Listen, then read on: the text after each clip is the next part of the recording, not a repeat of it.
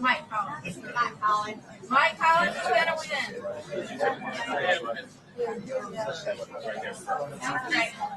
Thank you, sir.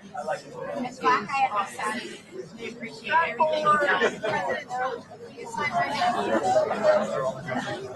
Thanks, Alex. I think I'm going to get to this. You know, he's a hard man. Thank you, everybody. Trump. This is Trump different than you, Trump. Trump. Thank you, everybody. Thank you, President. Thank you. I told him. Are you ready? I told him no tax on tips, no tax on overtime. Did that matter? Yes. And she's worked here for almost 50 years. And she paid tax for all those years of those tips, right? Religiously. But not anymore. No more tax on tips. Thank you, everybody. Thank you. Thank you, everybody. President, just right, sir. Trump, President Trump. Can you replace Biden? I will. See what he wants? He wants me, let's see, dear American. It's a Presidential Lifetime Achievement Award. Wow, that's pretty good. But I don't want his name on there. So can you help me out? I love it. He doesn't want Biden's name on his Lifetime Achievement Award. Yeah. I'll stop.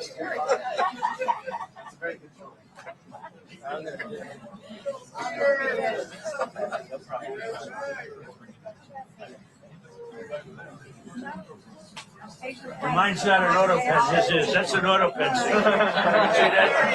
You know, that's an auto pen. See, that's an auto pen. You want me to cross it off? Yes.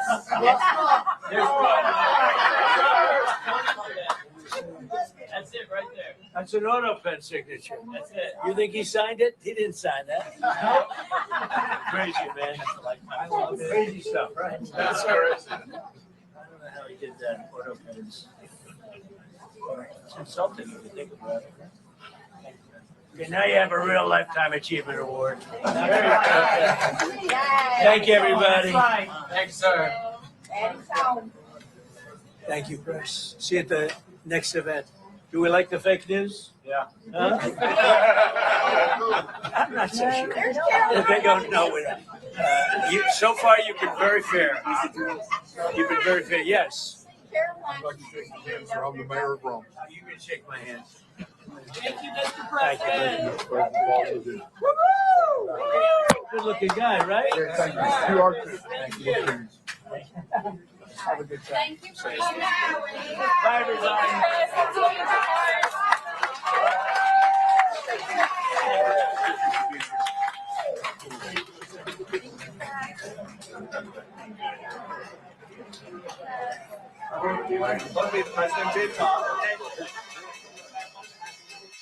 Bueno, pues el presidente de Estados Unidos que, bueno, pues acaba de hacer esas palabras y vamos a estar pendientes porque va a hacer un nuevo discurso económico desde la zona desde el estado donde se ha desplazado, desde Georgia, el presidente Donald Trump, que, bueno, también se está llevando a cabo esa votación anticipada para las elecciones especiales que reemplazarán a la ex representante Marjorie Taylor Greene.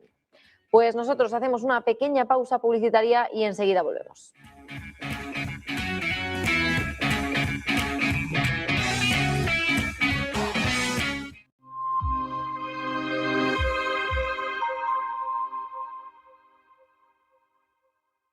Está con nosotros Lorenzo Ramírez. Lorenzo, ¿qué tal? Muy buenos días. Buenos días, José Antonio, ¿qué tal? ¿Cómo estás? Bueno, esa es la gran clave, que la inteligencia artificial hoy en día no es rentable. La actuación de China en este episodio de la guerra comercial. Muchísimas gracias, Lorenzo, como siempre, por toda esa fotografía hoy abundante, porque está en la actualidad que no para. Buen día, buen negocio. A ti también, buen día y nada, a disfrutar y a trabajar. Abrazo.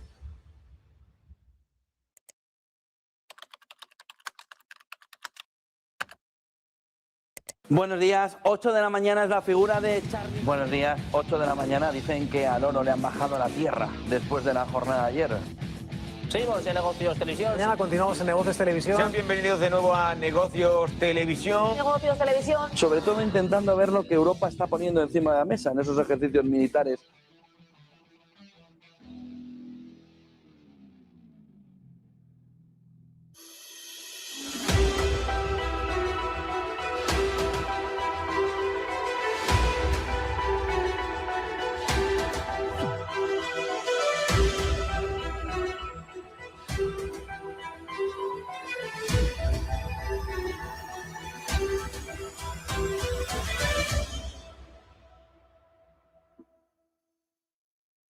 Chat control, votación, minuto y resultado. 12 Estados miembros de Europa están a favor de implementar ya el gran hermano sobre todo lo que escribas y todo lo que compartas.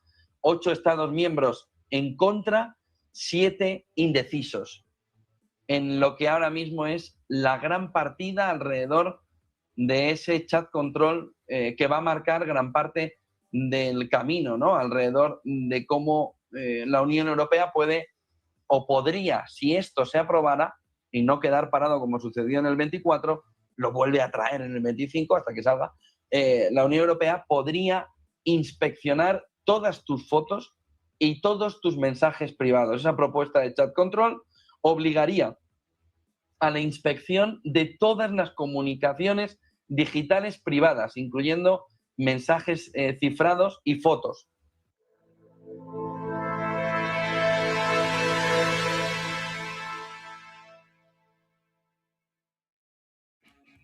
Bueno, pues ya ha sonado la campana al otro lado del Atlántico, dando por finalizada esta sesión de jueves al otro lado, en el mercado de Nueva York. El Standard & Poor's 500 ha cerrado en negativo, 0,28% abajo, hasta los 6.861 puntos. El Nasdaq 100 también retrocede con fuerza, un 0,57% abajo, hasta los 24.757 puntos, dentro de las compañías tecnológicas, que algunas también han sufrido esas caídas. Enseguida vamos a repasarlas. Antes, fíjense en el Dow Jones de Industriales, que hoy perdía 267 puntos al cierre en los 49.395 puntos. Mirando también al índice, VIX sube un poquito más, un 3,52%, hasta los 20,30 dólares, en medio de estas tensiones geopolíticas, también los ultimátums lanzados últimamente por el presidente de Estados Unidos, Donald Trump, hacia Irán. Le ha fijado 10 días a Irán para que responda, y que dice Donald Trump que se hace por las buenas o lo harán por las malas, dejando la puerta abierta a un posible ataque hacia Irán. Vamos a seguir también repasando el resto de compañías que han llamado la atención durante el día de hoy al inversor, sobre todo Walmart, hoy después de presentar esos resultados antes de que cerrara el mercado en Nueva York.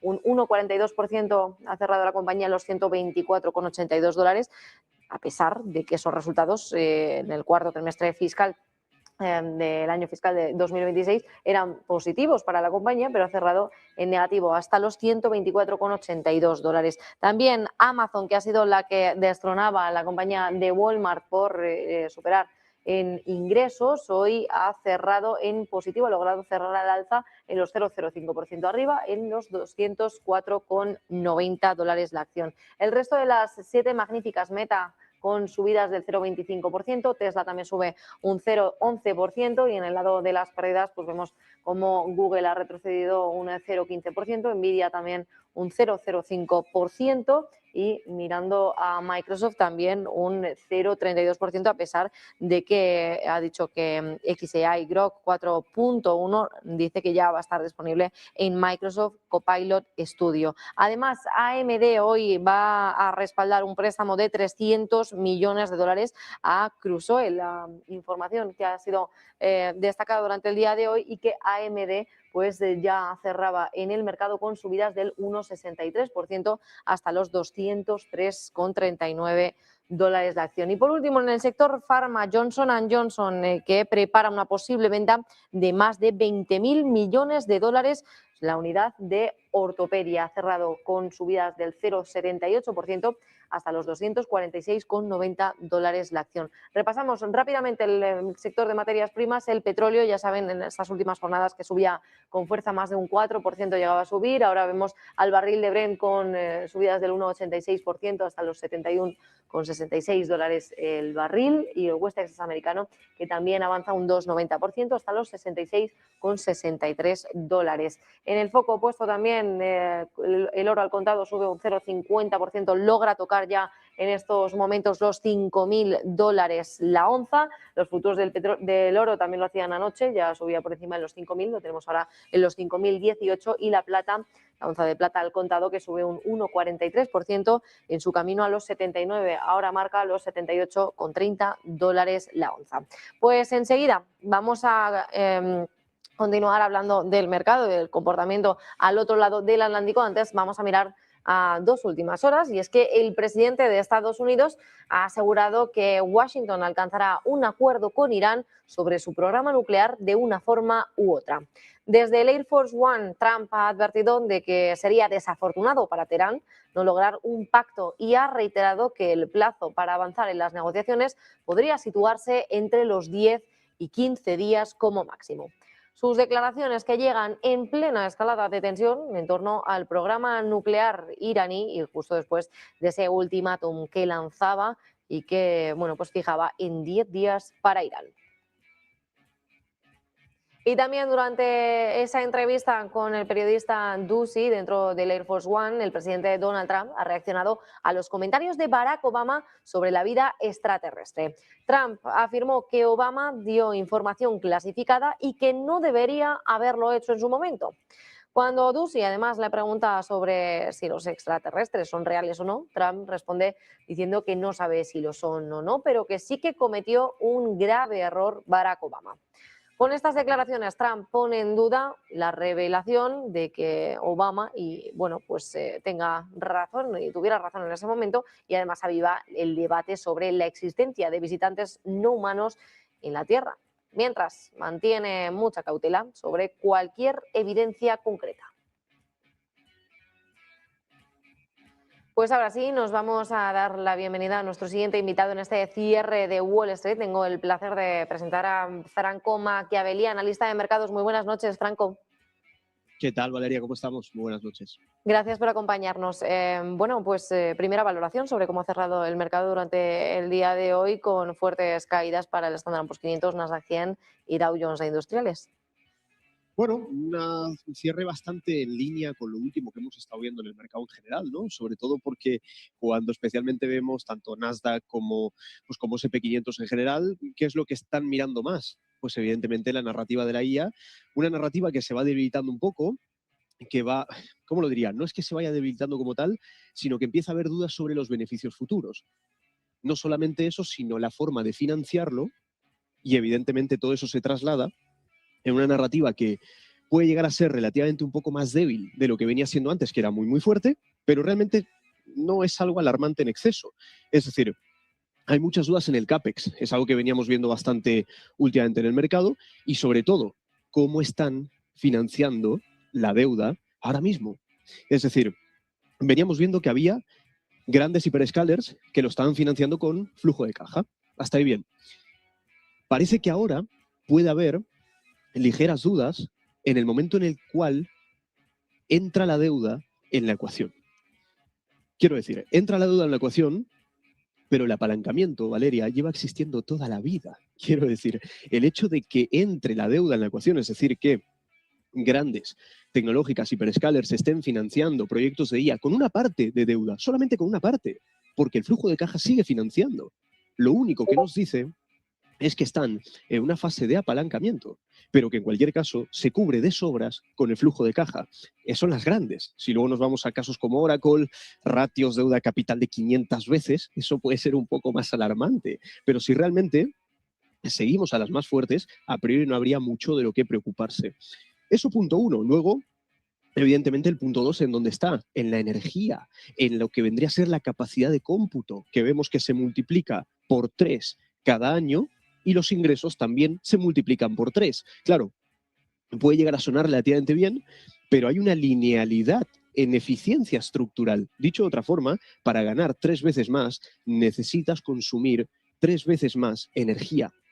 Es decir, no está habiendo una eficiencia estructural. Y eso es lo que puede o lo que genera preocupaciones de cara a futuro, es decir, la sostenibilidad de la demanda que haya de ese tipo de servicios y cómo lo logro sustentar. ¿Me explico? Entonces, entre lo del CAPEX, la deuda entrando a la ecuación y evidentemente lo que sostiene todo eso, que es la energía. Por cierto, por eso ratificamos mucho para este año fortaleza sectorial, utilities y energía, con ese mix de sector defensivo que además apoya la narrativa dominante. O sea, es un muy buen sector para estar mirando justamente ahora, donde vemos algo de debilidad en el entorno actual. ¿Dónde deberíamos mirar de ahora en adelante? Beneficios más inmediatos en los resultados empresariales y que vaya un poco en línea a esas expectativas. Eso es lo que están cotizando los múltiplos tan altos, Valeria, que estamos viendo hoy en día. ¿Qué puede llegar a ocurrir en el peor de los casos? ¿Que el beneficio sea menor? Ok, veríamos una contracción de múltiplos. ¿Es el fin del mundo? No. ¿Hay margen para que el mercado corrija? Sí, estamos en máximos, estamos consolidando, venimos de subidas muy parabólicas, pero la macro de fondo se está manteniendo sólida. La política monetaria a priori aboga con Kevin Walsh por bajadas de tipos y el gasto fiscal, que es lo más importante y es el motor que más está impulsando todo, no va a parar.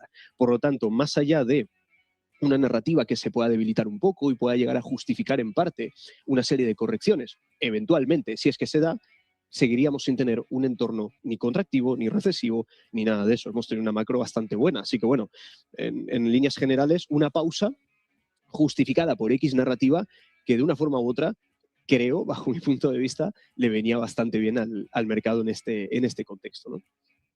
Pues Franco, como estabas comentando, las acciones que que bajan también pues a medida que las tensiones con Irán y las perspectivas pues también ganan peso, ¿no? Hoy también en el foco las acciones de Walmart, la compañía que presentaba hoy resultados empresariales y que que Amazon ha terminado destronando. En este contexto de cierta rotación y de nerviosismo tecnológico, ¿cómo evalúas tú pues el desempeño de Amazon y también pues su impacto en la acción y el Standard & Poor's 500?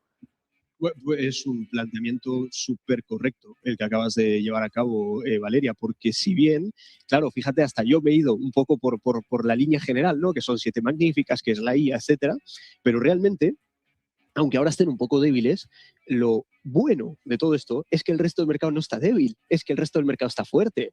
Es decir, veníamos de ver narrativas en donde lo único que subían eran las 7 magníficas. Ahora vemos las 7 magníficas que se toman una pausa y le dan el relevo a buenas compañías, vemos value, vemos small caps, vemos todo tipo de acciones subir. O sea, aunque suene raro, aunque estemos en máximos y el mercado no esté expandiendo ni esté marcando nuevos máximos, lo que ocurre internamente es que esas rotaciones, de una forma u otra, lo que nos dan a entender es que está habiendo una mejora de amplitud. Por lo tanto, repito, es un contexto que sigue siendo benigno. Sí que es cierto que hoy Walmart tenía un poco ligeras caídas tras los resultados, pero fueron unos resultados en línea con lo esperado, un guidance normalito, etcétera. Pero eso es ruido cortoplacista. El fondo de mercado y la amplitud está mejorando mucho, por lo tanto creo que pese a todo este contexto, todo lo que está ocurriendo, estas rotaciones son saludables, son sanas y además, como digo, le vienen muy bien a 7 magníficas que habían empujado muchísimo y habían tirado del carro y eran casi las únicas y que ahora se estén debilitando o, ¿cómo diría?, lateralizando un poco, mientras que el resto empuja, pues bienvenida sea esa noticia, porque en el eventual caso en donde se recupere la narrativa dominante, etcétera, veríamos ya un tren completo ir en una misma buena dirección. Yo es que siempre soy muy optimista, Valeria, yo creo que ser muy pesimista no sale rentable en mercados, más allá de la justificación que podamos llegar a tener, iríamos en contra de la esperanza matemática positiva, por lo tanto, creo que estamos, pese a todo, en un contexto benigno. Franco, ¿qué papel están jugando también las acciones de el sector farmacéutico, sobre todo porque hoy estábamos mirando a Johnson & Johnson, que prepara esa posible venta de más de 20.000 millones de dólares de la unidad de ortopedia? No sé cómo valoras todo el sector. Bueno, en general, siempre he pensado en esto, ¿no? Valeria siempre nos aporta una parte defensiva, ¿no? Evidentemente el sector farma. Luego sí que es cierto que en lo personal, yo opino personalmente, hay una serie de factores internos a la hora de valorar este tipo de compañías que al menos en lo personal a mí se me hacen un poco más complejas de valorar. ¿Por qué? Pues porque tienen fases de aprobación, tienen evidentemente una serie de métricas a nivel de lo que exige el propio sector, que puede llegar a ser un poco más limitado en términos de valoración, en términos de análisis fundamental, únicamente siguiendo métricas homogéneas que se aplican en otros sectores. Quiero decir, es decir, el sector farma, sector en general farmacéutico, tiene en sí mismo una serie de métricas que son un poco más profundas de leer, pero por encima de todo eso no están teniendo un mal rendimiento. De hecho, venían de ser bastante castigadas y estamos viendo un buen desempeño. Creo que todo esto digamos, acompaña y se suma a lo que estaba diciendo precisamente ahora. Cuando hablo de mejora de amplitud, no únicamente me refiero a, por ejemplo, bueno, Russell 2000 lo viene haciendo, como hemos de hecho en pantalla, bastante bien en general, tiene menos debilidad estructural que grandes índices como el S&P o el Nasdaq, y no solo small caps, vemos value y vemos, pues evidentemente entre todas ellas también sector pharma, que lo viene haciendo francamente bien. Digamos que las pondría en el mismo saco, en el buen sentido de la palabra, dentro de esa recuperación, dentro de esa mejora de amplitud, y vuelvo y repito, es lo que sigue ayudando a que el fondo de mercado esté en un entorno positivo, en un entorno benigno, y que a priori le acaba de dar más soporte a que este contexto continúe, básicamente. Llama la atención el sector del petróleo, bueno, pues subiendo con fuerza, ¿no? 4% llegó a alcanzar ayer para arriba, ahora 2% para el barril del West Texas americano. En medio de todas estas tensiones, bueno, pues esperamos que continúe así. Bueno, realmente, nos damos cuenta de una cosa, Valeria, a nivel muy largoplacista. De hecho, lo estamos viendo justamente en pantalla. Vemos la referencia europea, pero la referencia americana igual. Con subidas, sí, subidas importantes. Creo que es algo, como lo diría, bastante habitual de ver, que siempre que vemos tensiones geopolíticas, vemos que eventualmente se dispara. Pero fíjate en la siguiente característica, Valeria, y es que se dispara frente a incertidumbres o shocks, bueno, no shocks, pero incertidumbre geopolítica, pero luego retoma su rumbo. ¿Cuál es su rumbo? Creo que no hace falta ni siquiera trazar líneas, ¿no? Creo que se ve claramente que es un rumbo bajista estructuralmente. La tendencia secular del crudo es bajista, ¿no? Entonces, ¿dónde veo un poco, por ir un poco al grano, ¿no? Y aprovechando el momentum de la subida actual? A priori, podría complicar un poco la foto de la inflación, ¿no? Que venimos teniendo una inflación relativamente, bueno, vienen teniendo una inflación relativamente contenida en Estados Unidos, y a lo mejor eso complica un poquito la lectura macro. Para eso, de hecho, mañana tendremos PCE, tendremos PIB, y va a acabar de definir también bastante bien la postura en cuanto al descuento de política monetaria de cara a este año, ¿no? Pero más allá de eso, Valeria, lo que digo, expectativas puntuales, incertidumbre geopolítica siempre impulsa un poco el crudo, pero luego por H o por B acabamos retomando un poco su rumbo. Eso significa que siempre y cuando se mantengan cotas actuales, es decir, no veamos superación de niveles que sean excesivamente preocupantes, pues a priori esto seguiría estando en tendencia bajista y a priori le quitaría un poco de presión a la inflación. Peor sería una escalada, peor sería que algo se internacionalice, que evidentemente hay ya tambores que pueden resonar por ahí y eso complicaría mucho más la foto, pero creo que son conjeturas, al menos en mi parte, que no soy analista geopolítico, me centro en mercados, pues al final lo que estamos viendo es precisamente eso, no es una excesiva alarma la subida que estamos viendo actualmente del petróleo si la miramos a largo plazo en términos más bien seculares, ¿no? Para ya todo eso miraríamos un poco la macro de mañana, que sin duda va a estar en el foco de la mayoría de todos nosotros, yo creo. Nosotros lo estaremos siguiendo desde aquí, PCE, PIB. Para adelantarnos un poco, Franco, ¿cuál es el comportamiento que podamos esperar del mercado de renta variable y de la renta fija? Positivo, yo creo, pese a todo. Y mira que estamos justo en un entorno un tanto tensionado. Digo positivo porque la macro que hemos estado viendo es muy buena. Por fin hemos estado viendo una mejora en la manufactura, Valeria, que cuando lo que veníamos viendo casi siempre que era lo fuerte en PMIs, servicios, no era tanto manufactura. Ahora estamos viendo bienes duraderos en aumento, manufactura ya alcanzando ya niveles por fin de expansión, que es algo positivo. Por lo tanto, crecimiento, yo creo que positivo. Inflación, yo creo que es una utopía pensar que la inflación va a llegar al 2. O sea, con el gasto fiscal que se tiene actualmente, con todas las inyecciones de liquidez que ha habido, que ahora estamos en un entorno un poco más contractivo, veo casi imposible llegar al 2% de inflación. Así que bueno, me voy olvidando de eso, pero asumiendo una inflación un poco más estancada, asumiríamos, ahora se le llama contenida, ¿no? Cuando antes se le llamaba estancada, ¿no? Entonces, siempre y cuando nos mantengamos en un contexto de inflación contenida y un buen, digamos, dato de crecimiento, genial, maravilloso. Ahora bien, ojo, cuidado, si lo que vemos es una inflación contenida y un crecimiento que se contrae un poco más de lo estimado. Ojo con eso porque el mercado, junto con la expectativa que ya hay sobre Kevin Warsh de cara a junio, que tomará el relevo, ojo con eso porque, creo que lo tengo por aquí, sí, creo que lo que más deberíamos mirar es el 2 años, tramos cortos. ¿Por qué? Porque los tramos cortos ya tienen en precio la bajada de tipos que se espera este año. Pero si la macro empeora hasta el punto de prever bajadas de tipos, veríamos caída en los rendimientos de los tramos cortos sobre todo. Pero bueno, también hemos estado viendo actas de la FED con mucha dispersión de miembros, así que nunca mejor dicho, el papel y la respuesta final la tiene la macro, especialmente en este contexto. Pero bueno, diría que por hacer el resumen balance general, un entorno positivo pese a todo, en crecimiento, en mercados, en bolsa en general. Pues muchísimas gracias, Franco Machiavelli, analista de mercados, a la espera de lo que ocurra mañana con esos datos macro, que bueno, ya sabemos que los inversores pues miran de lleno a ello y bueno, pues esperemos que sea de manera positiva, como tú estabas recalcando, Franco. Muchas gracias y que tengas buen resto de semana y fin de semana, Franco. Igualmente, gracias, Valeria, muchas gracias. Bueno, pues mañana que vamos a conocer el dato del PCE y del PIB de Estados Unidos, muy pendientes a la reacción que pueda tener el mercado de renta variable y renta fija. Franco, el analista de mercados, comentaba que espera que sea un comportamiento positivo también para el sector de materias primas y el sector petrolero, que sigue subiendo con fuerza debido a las tensiones geopolíticas entre Estados Unidos e Irán. Por cierto, que Donald Trump va a estar compareciendo ante los medios en estos próximos minutos. Esta es la señal que nos llega en directo desde Georgia, donde bueno, pues está previsto que el presidente de Estados Unidos haga ese nuevo discurso económico y que bueno, se lleve a cabo la votación anticipada para las elecciones especiales que reemplazarán a la ex representante Marjorie Taylor Greene. De momento, según hemos estado escuchando en las últimas horas, el presidente de Estados Unidos hacía referencia a los comentarios de Barack Obama. Dijo que los extraterrestres son reales y que, bueno, pues Trump respondió a los periodistas diciendo que no se supone que deba hacer eso.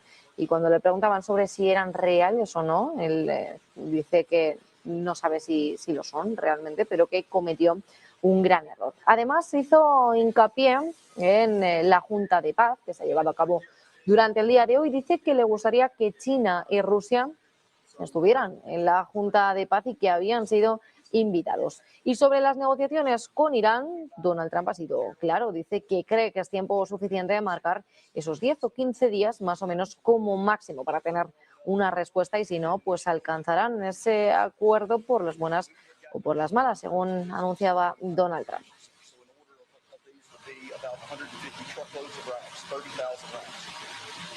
Total yield, that many of 30,000, it takes us about 2 shifts, about 4 to 6 months, depending on what other orders we have. That totally went away around 2015. Our costs were just unbearable. So this gentleman has a now great company. He was in big trouble 2 years ago, and then I put on the tariffs, and now he's going round the clock, making the racks, making the steel, making everything that he makes. And it's just amazing what's happened, that anybody can be complaining about tariffs. He just said, I'd give you a big hug if the press wasn't out here, because the tariffs have really been a big difference. It's been a game changer. We were competing with China. They had taken all of it. They were producing racks at $90 a piece. Our cost alone is $150. You've leveled it. The playing field's back. So when I came in and we did what we had to do to save all these businesses, you went through the roof, huh? We did. Our quotes, our orders. We're so busy now, we don't know what to do. My lead time now on an order is 36 weeks. We were at a point in time with our racks division, we were laying off workers. We were working one shift, 3 days a week, begging for work. Now it's the exact opposite. Pues el presidente de Estados Unidos, bueno, pues a la espera de ese nuevo discurso económico, mientras está haciendo esa visita por las empresas en Georgia, y ha destacado el presidente de Estados Unidos que los aranceles están siendo muy positivos para la economía estadounidense y considera además, ha dicho, un ataque limitado para obligar a Irán a firmar un acuerdo. Seguimos escuchando a Trump. Virtually going out of business, and now he's got a thriving business, hiring people, can't get enough people. And it's all because of tariffs. I had Novartis come in yesterday, a big drug company. They're building 11 factories, 11 drug plants for prescription drugs in the United States. I said, why are you doing that? He said, one reason, tariffs. And we have to be between the Supreme Court with China-centric people suing us, people from China suing us. They're all China-centric and people from outside of our country to get rid of tariffs. And it's making our country rich. And it's a disgrace that we even have to talk about this subject. That's like men playing in women's sports. It's like, you know, the tariff is the greatest thing that's happened to this country. We're making a fortune. But more importantly, all of these factories are booming now, and they were all dead. All right. I hope you take it down. I hope you show them that we have to be, seriously, that we have to be before the Supreme Court of the United States to justify tariffs, which are making every one of these businesses thrive. And without them, all these buildings are closed, like they have been before I got here. Thank you very much. Let's move back. Let's move back.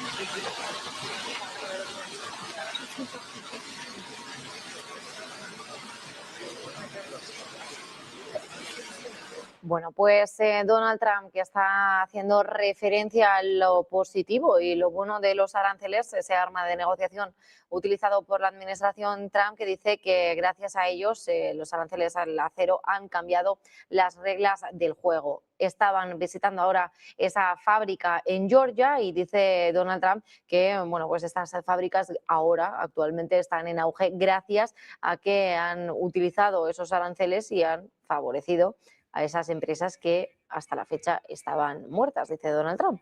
Dice que tienen que estar ante el Tribunal Supremo de Estados Unidos para poder justificarles que los aranceles están siendo positivos realmente para los ciudadanos estadounidenses. Pues ojo, porque otro de los puntos flacos para Estados Unidos es la nueva crisis a la que se enfrentan. Donald Trump se queda sin ganado y dispara el precio de la carne.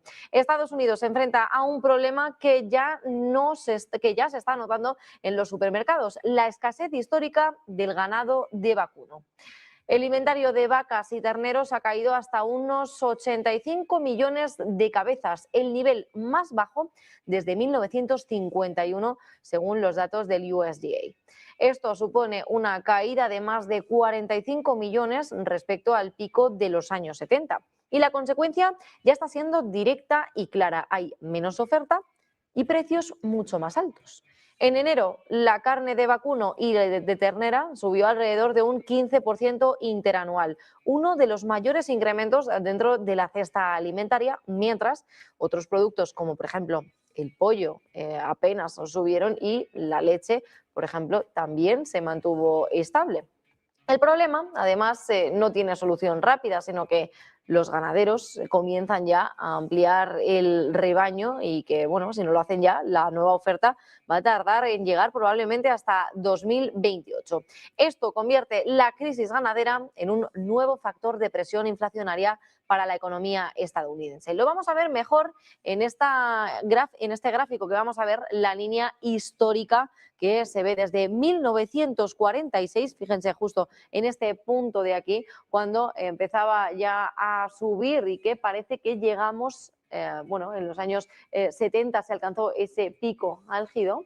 Y fíjense ahora, parece que estamos en esos niveles concretos. Este gráfico que nos ha cedido Bloomberg y que pues llega a estar por encima de los 80 y pues se asemeja a los niveles parecidos que veíamos en 1946. Y es que ojo, porque esto va más allá. Si no se toma una medida ya, entonces, bueno, pues habrá menos oferta, el precio seguirá subiendo y, bueno, pues estaremos en mínimos desde 1951. El dato no es solo agrícola, sino que es macroeconómico, porque cuando un país reduce su producción ganadera durante años, el impacto pues acaba llegando al consumidor y también a su bolsillo y puede convertirse en un nuevo foco de inflación estructural justo cuando la Reserva Federal intenta contener esos precios. Y además Donald Trump ya lo ha dicho en numerosas ocasiones que están muy orgullosos de los precios que están alcanzando y de bajar los precios en los supermercados sobre todo. Pues nos vamos precisamente a escucharle a él mismo, Donald Trump, en directo desde Georgia.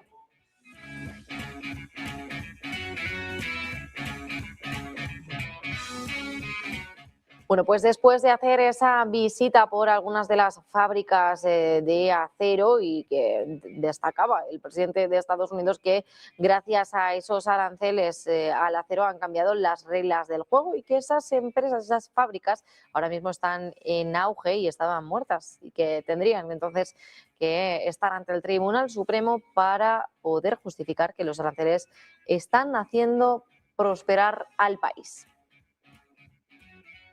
Después de la Junta de Paz durante el día de hoy, presidida por el presidente Donald Trump, ha viajado hacia Roma, en Georgia, donde va a comenzar ese nuevo discurso económico. Vamos a escucharle.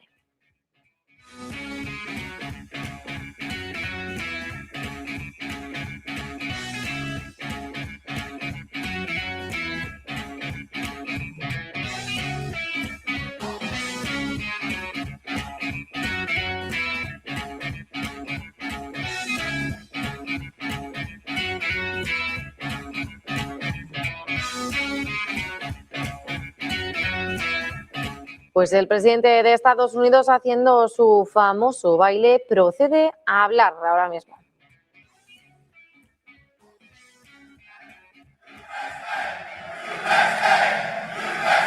Thank you, everyone. Thank you very much. It's great to see a vibrant place like this. As you know, about a year and a half ago, it wasn't so vibrant. I'm looking at all this brand new steel and equipment that just went up because of our tariffs, because of our president, but because of our tariffs. And I'm thrilled to be back in the great state of Georgia with the men and women of an incredible American company, the Coosa Steel Corporation. For more than 50 years, the hardworking Americans at Coosa Steel have poured out their sweat and blood and tears to turn into what, look, you wanted to take raw material and you wanted to take beautiful metal and you wanted to turn it into the highest quality steel racks and plates in the business, all stamped with those really beautiful words. You don't see it too much, but now you do again, made in the USA. Right?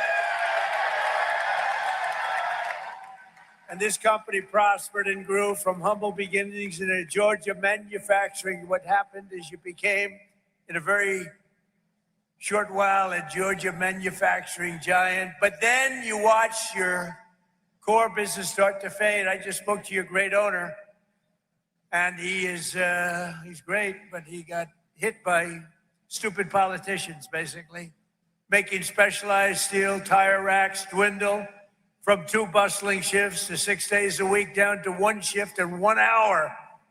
1 hour a week.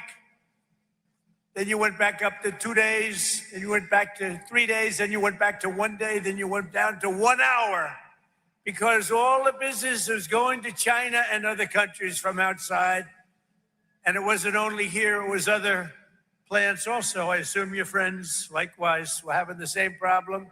Your jobs were being stolen as foreign nations dumped their subsidized products. Don't forget China and these other countries, they pay for it. It's all subsidized. You don't get too much subsidy. But they dropped the subsidized products on our market to try and put Americans out of business, and that's what they were doing. You're lucky you have a man that is so proud of this place. He kept it going, barely kept it going. It wasn't easy. You're a lucky guy.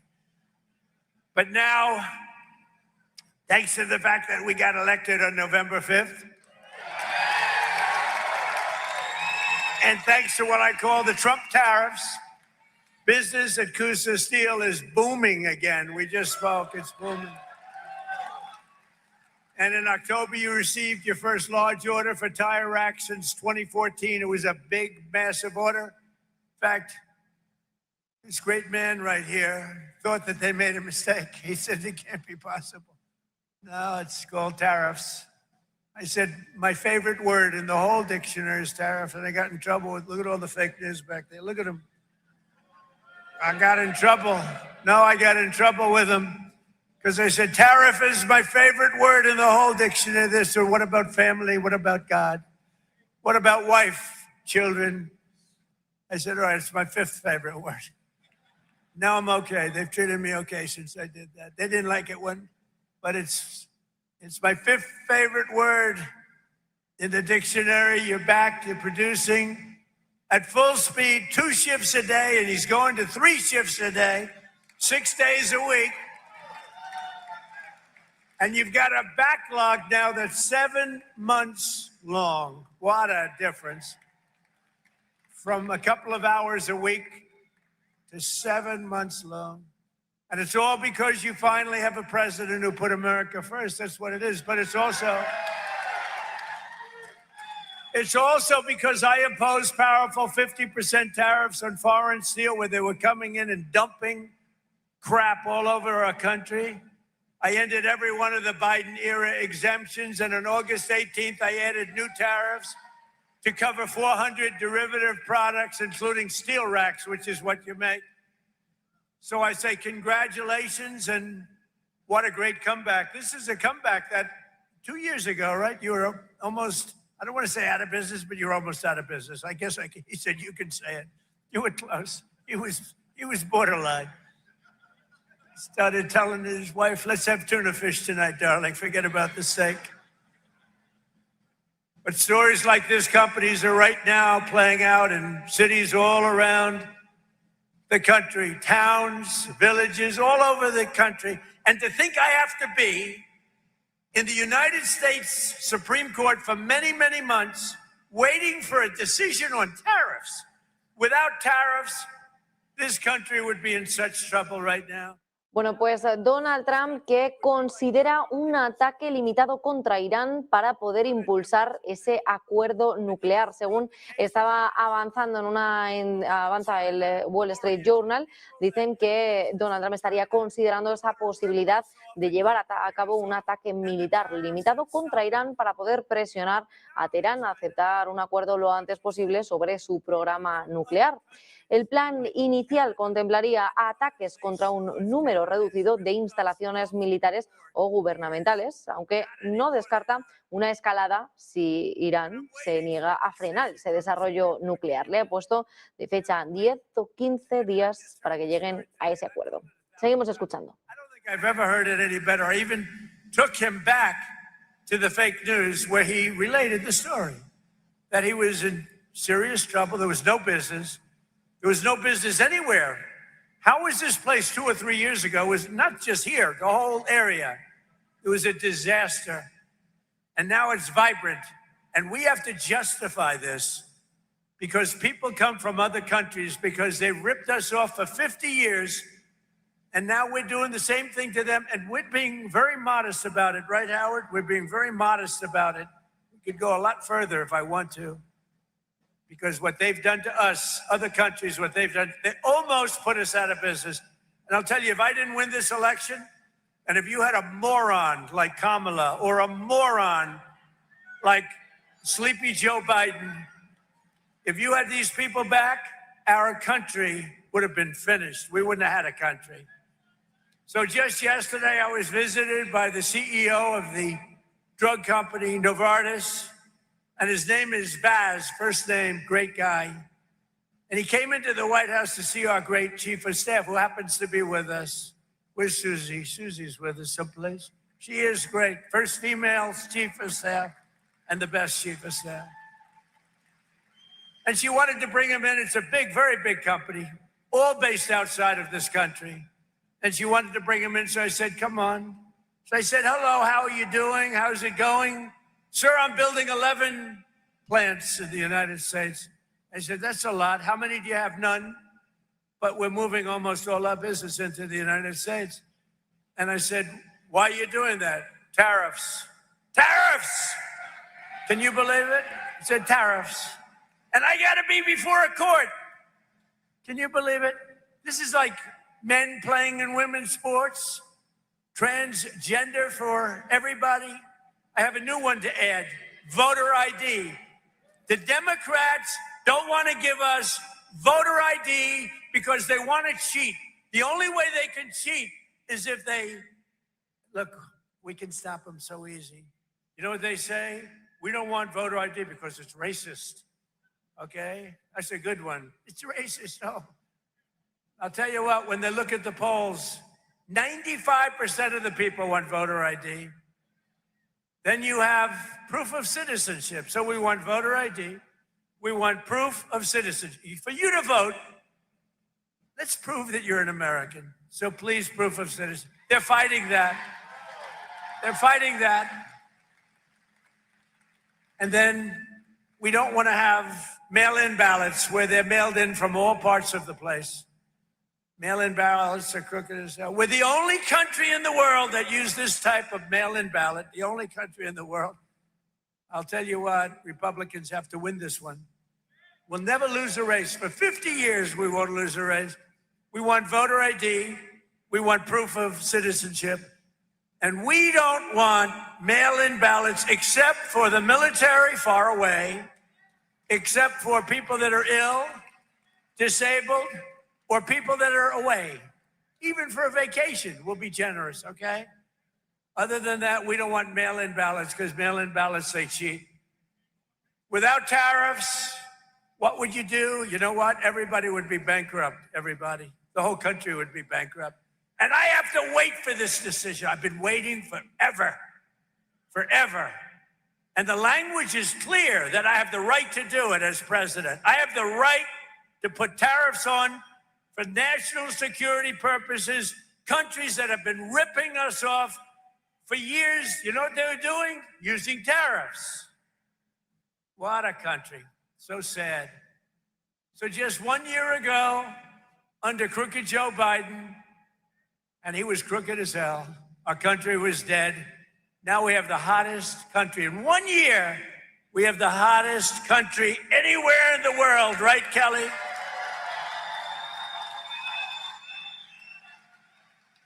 Remember when I used to say, Fuller, sort of reminded me, I listened to your speech, very good. I'm endorsing that man, by the way, very strongly. I actually listened to your speech back there, and you said, you remember when the president used to tell the story about getting tired of winning? You reminded me, I haven't told that story in a long time. You're going to be so tired of winning, you're going to be exhausted, you're going to get tired of winning. Remember I say, your governor or Kelly Loeffler, somebody's going to come up and say, President, please, we're winning too much. We're not used to it.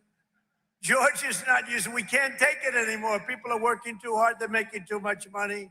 Please. We don't want to win anymore, sir. It's too much. I said, nope. We're going to keep on winning. The people of Georgia want to win. I'm sorry, Kelly. The people of Georgia want to win. Last week, it was announced that the United States added 172,000 jobs in the private sector. We reduced if I wanted to have really great job numbers, don't do any cutting in the public sector. I cut off 300,000-400,000 jobs in the public sector. And then I add many more than that in the private sector. And those public sector people that got cut, they hated me and now they love me because they've all gone out and gotten much better paying jobs in the private sector, working right here for you. But we've created more than 5,000 manufacturing jobs in Georgia alone. And we've had a very good relationship with Georgia. And as factory construction gets underway, we've created 70,000 new construction jobs right here, 70,000. And you know what they're building? Factories like this. I said to that brilliant person right there, I see the yellow steel. You know what that is? That's a crane, brand new. I said, how long has that been here? He said, about 2 months. He said, tariffs brought it here, sir. Your policy brought it here. So today, more Americans in the prime of their life are part of a labor force than at any time since 2001. And then you could go back another 25 years from that. And more Americans are working today than at any time in the history of our country. Think of that statement. Any time in the history of our country, there are more Americans working today. In 4 years, Sleepy Joe Biden got less than $1 trillion of new investment into the United States. So in 4 years, he got a lot less than $1 trillion. But with our pro-American economic growth and the use of tariffs, we've already secured commitments for over $18 trillion. So think of this. In 11 months, because we haven't even gotten to last month, in 11 months, we have $18 trillion worth of investment. Bueno, pues el presidente de Estados Unidos está haciendo referencia a que en 11 meses de su mandato tendrán esas inversiones en billones de dólares en el país y que todo ello ha sido gracias a utilizar ese arma de negociación famosa de Donald Trump, conocida como los aranceles. Dice que es una pena que se tenga que tener que enfrentar hacia el Tribunal Supremo de Estados Unidos porque los aranceles están funcionando y están reavivando la economía del país, algo que con Joe Biden, según dice Donald Trump, no hubiera pasado, sino que se hubiera destruido por completo el país de Estados Unidos. Dice que ahora mismo tienen el país más caliente del mundo y ojo porque también ha hecho referencia a ese último mensaje que compartía en redes sociales sobre el carné del votante. Todo el que sea estadounidense podrá votar y así poder evitar trampas en las elecciones. Vamos a seguir escuchando a Trump. And then I have to listen to the fake news talking about affordability. Affordability. Do you notice what word have you not heard over the last 2 weeks? Affordability.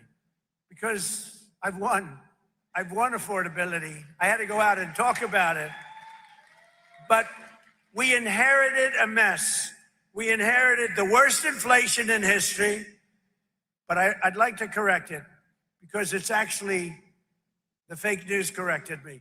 He exaggerated. He said it was the worst inflation in history, and it's only 48 years. So I apologize for that, Kelly. I apologize. So it's the worst inflation in 48. Actually, I think they're wrong. I think it is actually in history. We had the worst inflation in history under Sleepy Joe Biden. He was sleeping while you were working. No, he was sleeping while you were trying to get a job. You weren't working. And now we have the most people working in history. And just recently we crossed 2 milestones most.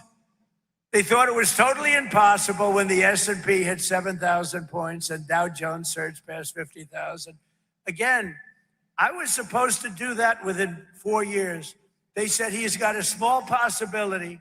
I don't know how many of you people watch the stock market, but if the stock market's good, that's good for everybody. That's good for you, good for everybody. But the stock market hit over 50,000 for the first time in history. They said maybe he might be. This is right after my election in November. They said, you know, Trump's a great businessman. He might be able to get 50,000 by the time his term finishes. No, we did it, Howard, in 1 year. 1 year. Under the last administration, every economic policy punished American workers and businesses like this one while rewarding those who outsource to foreign nations. Under the Trump administration, our policy is the exact opposite, making it harder to outsource while rewarding those who invest, hire, grow, and build right here in the USA. We don't have countries coming in and stealing our businesses anymore. They were coming in for many years. I had it stopped in my first term. We had a great first term. We had the greatest economic numbers we've ever had until now.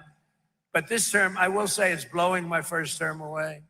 We've slashed a record number of job-killing regulations, cutting 129 old regulations for every one new regulation approved. Think of that. So we approved one, and we cut 129. And what that means is jobs. That's all it means. We ended the radical left war in American energy. Now oil production is up by more than 600,000 barrels a day, and natural gas production is at an all-time high. Plus, we have a great relationship with a country named Venezuela. You've heard about Venezuela? And we're helping them very much with their oil. They get a lot of oil, we do too, but we're helping them a lot. We took 50 million barrels of oil is right now floating very nicely in extremely large ships to Houston where it's processed. And it's going to be great for Venezuela. The president's doing an excellent job, getting along great. But that was a very strong attack, would you say? It was a very strong attack. That wasn't like Jimmy Carter. That wasn't like Sleepy Joe Biden in Afghanistan. where he had no idea, had no clue what he was doing. Take the equipment. You know, I was getting out of Afghanistan. We were going to get out with dignity, strength. They feared us, but we shouldn't have been there, frankly. But we were getting out with dignity and strength, taking all the equipment. He left the equipment. They said, leave everything. Let's go. I said, what do you mean? You're leaving a $150 million airplane? And one of the generals told me, that's when I knew he was a stupid general, Milley, sir, it's better to leave the plane. I think it's cost efficient. You're going to leave a $150 million plane because you don't want to fill it up with a tank of gas? These people were so stupid. But now we have General Raisin Cane. He's a little different. A little different. He's a little different. I was told by my first admin, I had these generals, you know, what the hell, I never did it before, so I picked a couple of losers. But the first ones, they told me, sir, it'll take 4 years to defeat ISIS. And I said, how can it take 4 years? We have the best equipment in the world. Why? And I rebuilt the military my first time. I said, why would it take 4 years? They said, well, I would. So I decided to go to Iraq, and I flew to Iraq. I was extremely brave. In fact, so brave I wanted to give myself the Congressional Medal of Honor. I said to my people, am I allowed to give myself the Congressional Medal of Honor? And you know, I've given out so many to guys that are seriously brave. I mean, they come in with the arms are missing, the legs are missing, the stories are so unbelievable. And I said, no, it's a little stretch if I gave myself one of them. But it's one of those things. Someday I'm going to try. I'm going to test the law. Brandon, I'm going to say, let's give it a shot. Maybe I'll win in court after everyone sues me, after radical left lunatics sue me. Now watch. The fake news, you know I'm having fun. The fake news will say, Donald Trump wants to give himself the Congressional Medal of Honor. But he was rebuffed by the audience, who stood up and booed the hell out of him. No, they say that kind of stuff. It's amazing. They say, if I'm sarcastic, even a little bit, they make it sound. You know, I said one thing the other day, a little while ago, a month ago, 2 months ago. I said, I don't think I'm going to make it to heaven in front of a massive group of people, 56,000 people. And they're all saying, oh, what does he mean? I don't think I'm going to make it to heaven. I'm doing a great job for a lot of people, but I don't think so. I'm just not worthy of heaven. I'm not going to make it. And I was having a good time going on. You know, I was having fun. I hope to make it. But I doubt I will, to be honest with you. A lot of you will. I'm not so sure. But I was having fun. The New York Times has a front page story. Donald Trump is now questioning his mortality. They made it like I was totally. So you can't joke. It doesn't work. Kelly Loeffler here, small business meaning big business. She's in charge of, she's a Georgia peach. She's a great one. But she's in charge of all of the small business loans. It's called the Small Business Administration. When you add it up, it's the biggest bank in the world or something, right? But she's done a fantastic job. Thanks, Kelly. To help businesses like this one expand production, in the United States, we provided 100% expensing and bonus depreciation for all new equipment and capital investments, like that crane that you see back there. And it's all part of the Great Big Beautiful Bill. The Great Big Beautiful Bill is basically a tax cut bill. And you know. Volvemos enseguida, Donald Trump. Antes una información de última hora y es que, atención, hay un accidente militar en Irán. Muere un piloto después de estrellarse un avión durante un vuelo nocturno. El piloto iraní Mehdi Firozman, el instructor del escuadrón de entrenamiento de tripulaciones de combate, ha muerto en el accidente del F-4 en Hamadán, después de que la Fuerza Aérea iraní confirmara que una aeronave se estrelló durante un vuelo de entrenamiento nocturno tras despegar de la base aérea Shahid Noyer, en la provincia de Hamadán. En el siniestro murió el piloto Mehdi Firozman, integrante del escuadrón de entrenamiento, el segundo piloto logró sobrevivir al impacto.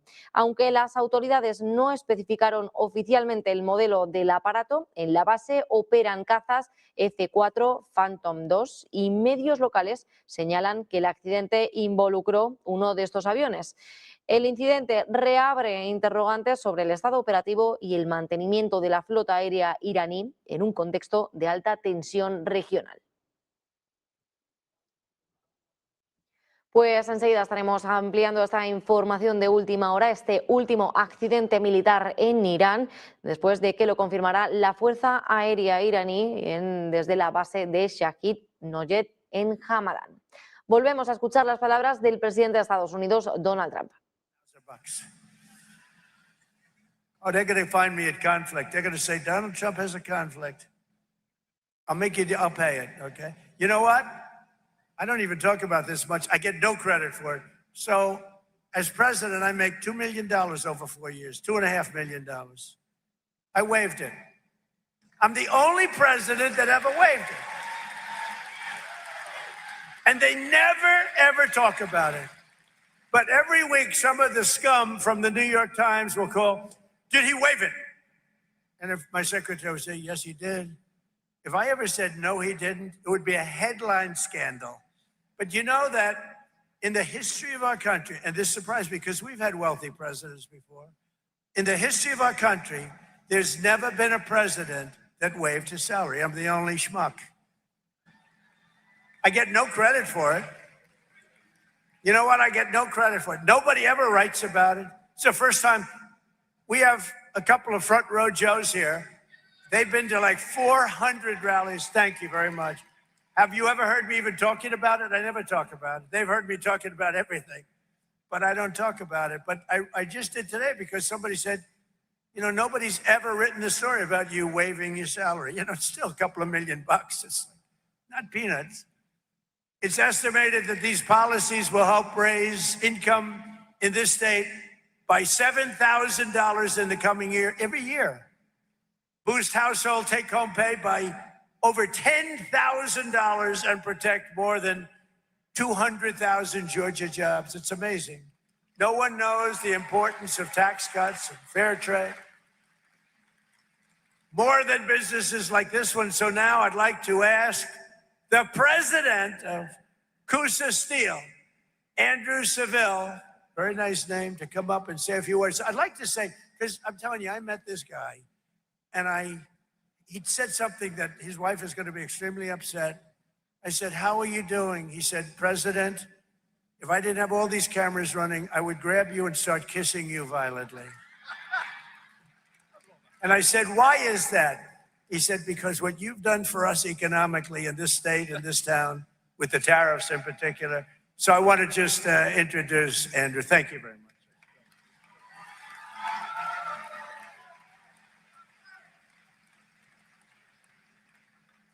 Welcome to Coosa Steel. My name's Andrew Seville. Bueno, pues se acercan las elecciones de medio término, las midterm, para Donald Trump y ya está aprovechando este nuevo discurso económico para hacer frente y para, pues de alguna manera, subrayar lo que ha conseguido en estos últimos meses en el cargo. Dice Donald Trump que hay más estadounidenses trabajando hoy en día que nunca. Además, que han alcanzado dos hitos históricos, sobre todo en el mercado, en la bolsa de Nueva York. Uno de ellos, que el Standard & Poor's 500 llegará a alcanzar los 7.000 puntos y otro de ellos, el Dow Jones Industriales, que ha llegado a golpear la bolsa con esos 50.000 puntos. Dice que tienen los mayores números económicos en la historia, aunque también ha hecho referencia a los medios que comparten fake news, noticias falsas, y dice que, bueno, que en algún momento sí que dijo que Donald Trump tenía en Estados Unidos la mejor economía mundial y que dice que, bueno, pues que corrige y que han heredado esa peor inflación y que al menos pues desde hace 48 años que no llegaban a puntos vistos como los de ahora. Dice que ahora tienen muchas más personas trabajando en la historia y que si hubiera ganado Joe Biden esas elecciones, entonces ahora no tendrían ni siquiera ningún país y que habría estado acabado. Textualmente, Donald Trump dice, no hubiéramos tenido país en el caso de que yo no hubiera salido elegido en esas elecciones. Dice además que los aranceles están utilizando de forma estratégica y también para proteger y salvaguardar la seguridad nacional, y que le duele mucho y que es una tristeza para él tener que enfrentarse al Tribunal Supremo después de ver con sus propios ojos cómo los aranceles utilizados hasta la fecha están utilizando para reflotar la economía estadounidense. Donald Trump, que dice que gracias a los aranceles del acero han podido cambiar las reglas del juego. Están viendo, ha hecho esas visitas a las fábricas en Georgia y dice incluso que, que le agradecerán y que le dirán que están cansados de ganar, que estarán exhaustos, que se cansarán incluso y que recordarán las palabras del presidente. Incluso dice Donald Trump que recurrirán a él a decirles que están ganando demasiado y que no están tan acostumbrados, que Georgia no está acostumbrada a ganar de esa manera. Vamos a seguir escuchando. The plants from Canada, they took a lot of our car business. That was a good job. That's what he just said, I had a speech to write, but I wanted to go from the heart. That's what you did, and much better. That's much better than reading a speech. But our car industry is coming back like nobody's ever seen. It's all coming. They stole it. 52% of our car industry over the last 30 years went to Germany, Japan, Mexico, Canada. All coming back. We're building plants all over the country. Nobody's ever seen anything like that. All because of, look, it's because of, I guess, November 5th, the election and all, but it's because of the election I did the tariffs. Nobody else would have done it because nobody else had the guts to do it. And a great economist came in yesterday and said, sir, you did something that nobody has ever done. Nobody. 22 Nobel Prize laureates on economics oppose you on your theories on manufacturing and other things, or the economy. And you were on one side and they were all on the other side. They said we'd be in a recession. And you were right. This is the boom like he's never seen before. And even crime is way down. Crime is at the lowest level in 125 years, before my father was born. But he said, what you've done is amazing. You had 22 Nobel Prize winners in economics, and you were the exact opposite of every one of them.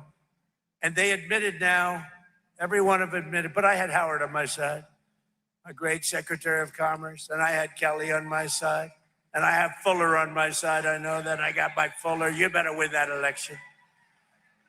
And I had the Lieutenant Governor of this state on my side, Burt Jones. Burt Jones, all these guys are coming in now, loaded up with some money. Who the hell knows how much money he's got?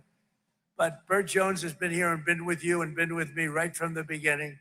He's been with me for so long, right from literally the first day. And Brandon, you've been so incredible. Secretary of the Treasury, that's pretty good. You've come a long way. He's a very successful state senator with me all the way. These guys are with me all the way. I'm going to introduce them in a second. Another Georgian whose workers will benefit from our tax cuts is Kirk Cowan. Kirk owns the GMC Value Mart, a family business and a fixture of this community since 1971 with 100% expensing. A lot of people don't know what that means, but basically you'd be able to deduct over a 40-year period. We're letting you deduct your expenditure over 1 year. That crane is deducted, probably knowing him. I think the crane is deducted before you even took shipment.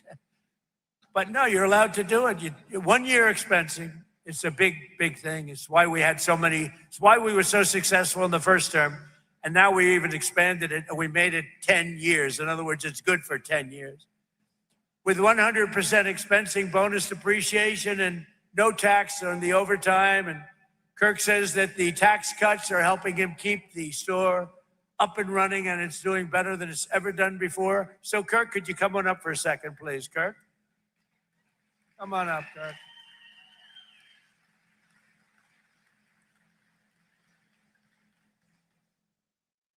Good-looking guy. Come on.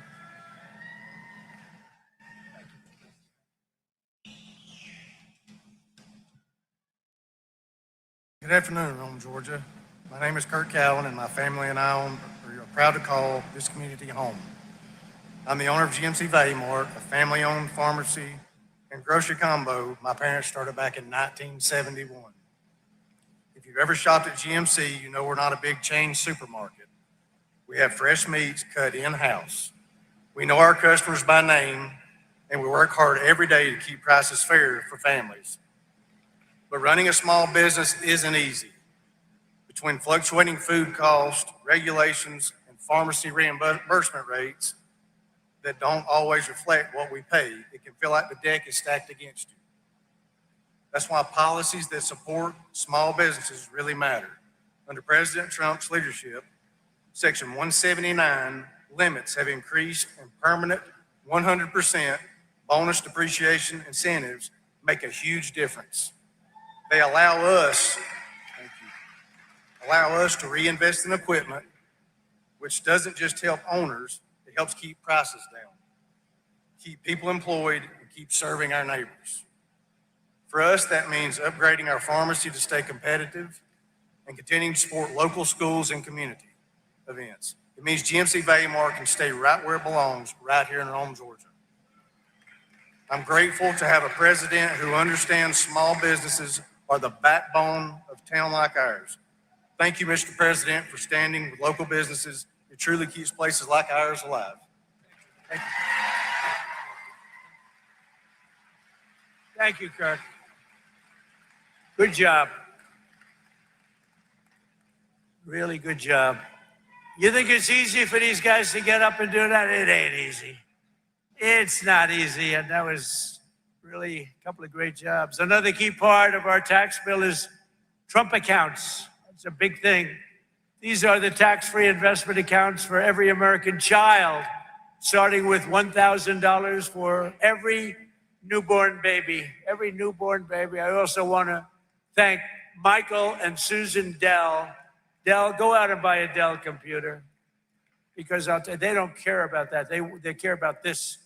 They make a great product. They're not looking for any publicity. I give them publicity. They say, well, thank you very much, but it's okay. They put up $6.25 billion. He started making computers on his bed. All of a sudden, he's got Dell. But he's a phenomenal person. She's a phenomenal woman. And they fund the accounts, and we're going to have funded 25 million children. So when they get to be 18 or 21, like these young, beautiful kids up front, they'll end up with a potentially really good nest egg, depending on, where the economy goes a little bit. But they could be quite rich. And it's they start with $1,000. And a lot of people now are putting tremendous amounts, because you're allowed to come in and put your money into those accounts. And a lot of people doing it actually way over what we thought would be. It's been tremendous. I want to thank Michael and Susan. Joining us today is Bree Thomas, a local women's clothing boutique owner, along with her husband, Austin, their newborn son, AJ. Bree and Austin are very excited to launch AJ's Trump account with millions of dollars. Think of this, millions and millions of dollars being put into these various accounts. But on July 4th of this year, think of it, all you have to do is go to the trumpaccounts.gov. Go to trumpaccounts.gov. People are putting in money, and the people themselves are putting. Millions of Americans will benefit from these pro-job, pro-worker, pro-child policies. But Georgia's Senator Jon Ossoff and every Democrat in Congress voted against them. He voted Jon Ossoff. I competed with him.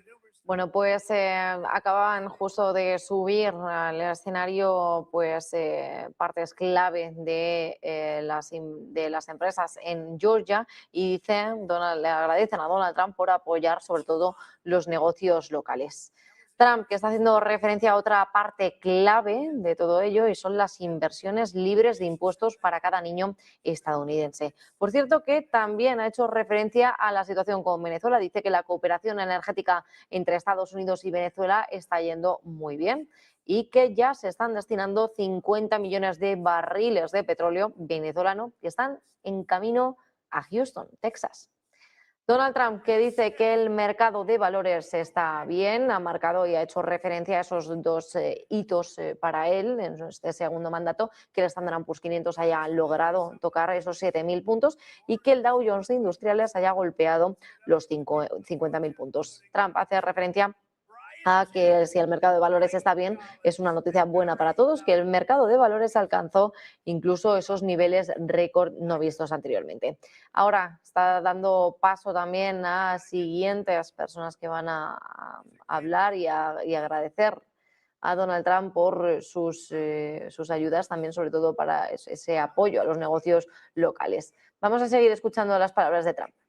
I can't believe it. We want him to stay. Say hello, fellas.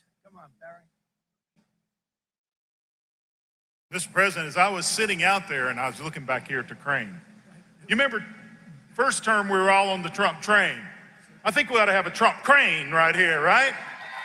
See, Trump cranes all over manufacturing plants in the United States. Look, the greatest honor that I've ever had serving the people of Georgia is to work with this fine gentleman right here.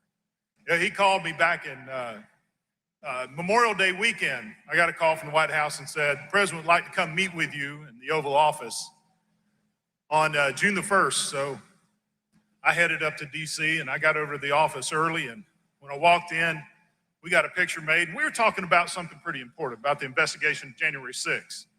But after we talked about that, the conversation changed, and he started telling me about this golden era of America. And when I got back to the office, the staff asked, how did the meeting go? And I couldn't stop talking about the golden era of America. I said, we're going to return to that time in America that we all heard about, but our children have never experienced. And we are seeing that come to fruition right now because of your leadership. Thank you, Mr. President.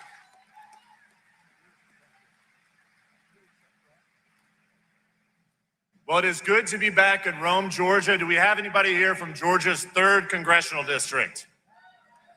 So that's my district, Mr. President. And the last time you and I shared a stage was in Rome, Georgia, 2 years ago when you endorsed me for Congress. It is special to welcome you back here. We're celebrating today passage of the Working Families Tax Cut.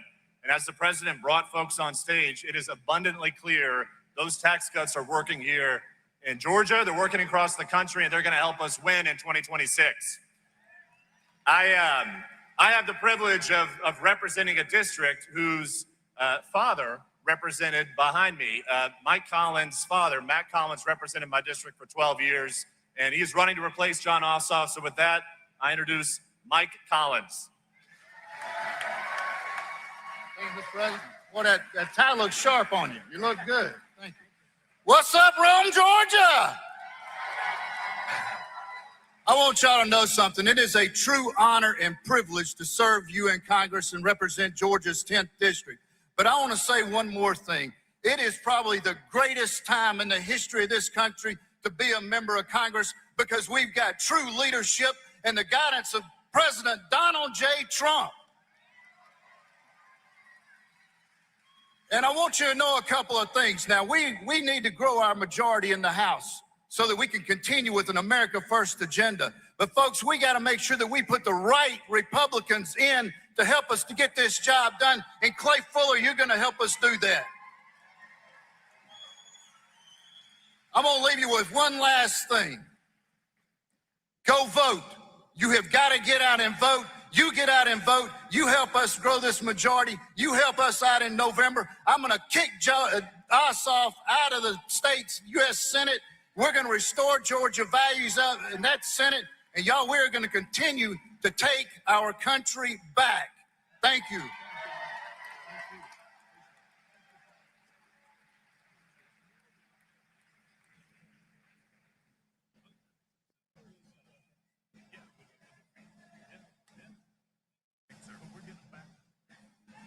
I'll tell you, Loudermilk, I said, you were the one that they caught giving a tour of Congress to a couple of kids and a mother and a father, and they said that they were communists. They were actually constituents from Georgia. And it angered him so much that he became a wild man, and he was very effective. And I always say, I said they picked on the wrong guy. Here's the guy shows up with a couple of really nice country, beautiful people with their 2 kids. He's showing them the Capitol. And they said, he's showing them classified information. He's showing them. The people didn't even know nobody knew what they were talking about. These people are sick. But I want to tell you, Loudermilk, that was very cool. You didn't take it easily. And problem, a lot of Republicans are nice. The Republicans are too nice. And they just sort of would listen and they won't comment. Barry decided to comment, to put it mildly. You made them go through hell. I want to just tell you, you've had a hell of a career.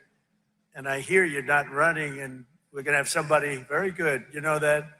But you are fantastic and did a great job. Thank you very much, Barry. Thank you. Great. Very proud of you. I also want to thank Commerce Secretary Howard Lutnick, who's got more good ideas. He's a very, very successful guy. Thank you, Howard. Howard Lutnick. We have some big things happening. And I introduced you already to SBA Administrator Kelly Loeffler, who's an unbelievable woman doing an unbelievable job. Never lets you down. Treasurer of the United States of America, Brandon Beach. He is a winner and a friend. And he's another one. I didn't know him, but I kept hearing these wonderful things about a guy named Brandon Beach, and he was fighting for us. By the way, did you see they raided the Fulton County place, storage house?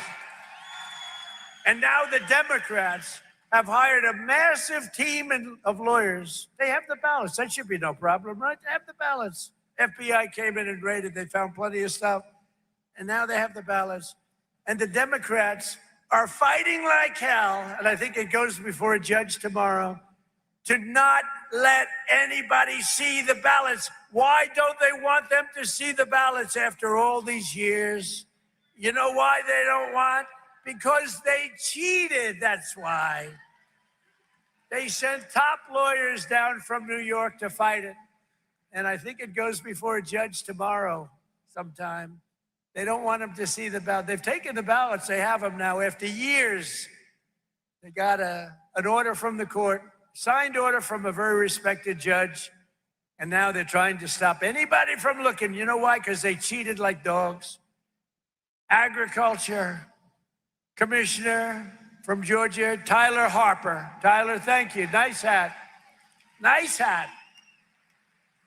State Senator-elect Stephen McNeil, a great guy. Thank you, Stephen. Thank you. Great guy. State Representative Katie Dempsey. Thank you. Katie, great job, Katie. Thank you. Georgia legend, Ambassador, well, let me tell you, he may be, because, you know, Burt Jones was a really good football player. And we have Gunnar Stockton here today, and he's really good. He's really good. But even Gunnar would admit that it's going to be tough to beat the legend of Herschel Walker. Do you agree, Gunnar? Come on.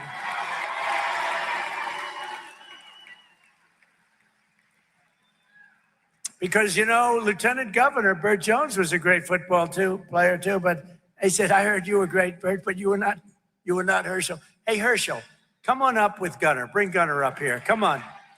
Gunnar has been a fan. I heard about this great quarterback for Georgia, young guy, handsome guy. We don't like handsome guys. I don't like being around them. I don't want anything to do with handsome people. But Gunnar is a big star and a really talented quarterback. But I heard, much more importantly, he's a Trump fan. So he was standing at the plane.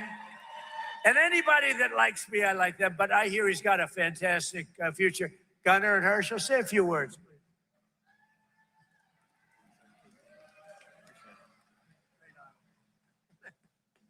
No, this is a great opportunity. Just to meet a president. Bueno, pues Donald Trump, que destaca que las fábricas están en auge y que es gracias precisamente a los aranceles con los que está negociando el presidente de Estados Unidos, que los utiliza como arma de negociación y también para favorecer la seguridad nacional en Estados Unidos, que es una pena que tenga que enfrentarse a ese Tribunal Supremo y hacer frente a esas acusaciones y a ese marco ilegal o no al que podría enfrentarse Donald Trump por hacer uso indebido de los aranceles. Pero destaca que en todo momento han llegado a varios hitos históricos. Algunos de ellos, por ejemplo, que el Standard & Poor's 500 tocara los 7.000 puntos antes de que terminara su primer año de mandato, del segundo mandato, y también el Dow Jones de Industriales, que alcanzará los 50.000 puntos.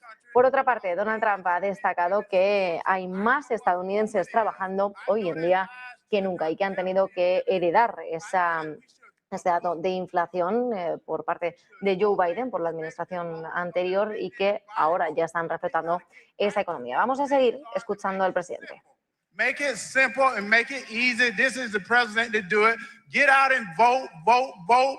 Vote the correct way because we want to save America. Thank you, President Trump. I love you. I told him I will always fight for him. I've known him since 1983.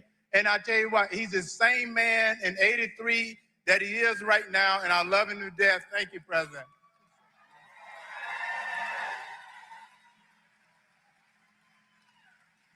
I'm looking at these two guys. They're like steel. I'm hitting them in the shoulders, and it's like my hand isn't the same. They're like steel.